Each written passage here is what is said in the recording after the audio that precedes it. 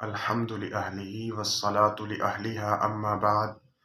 أعوذ بالله من الشيطان الرجيم بسم الله الرحمن الرحيم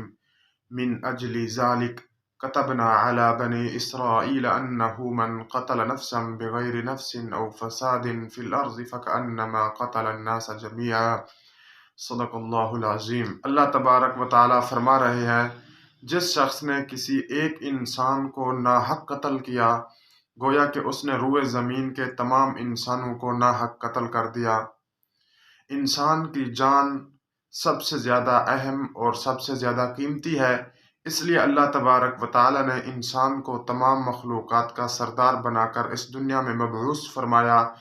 اور اللہ تعالیٰ نے اس زمین پر انسان کو اپنا نائب اور خلیفہ بنا کر اس دنیا کے اندر مبعوث فرمایا۔ پشاور پولیس لائن مسجد کے اندر آج 30 جنوری 2023 بروز سوموار بوقت نماز ظہر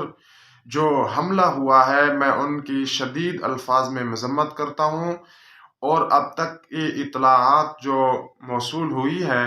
کہ 59 آدمی اس دنیا سے انتقال کر چکے ہیں، شہادت کے درجے پر فائز ہو چکے ہیں۔ اللہ تبارک و تعالیٰ ان کو کروٹ کروٹ جنت الفردوس کے اندر اعلیٰ مقام عطا فرمائے، ان کی بال بال مغفرت فرمائے، ان کی قبروں کو منور فرمائے، اور 140 کے قریب آدمی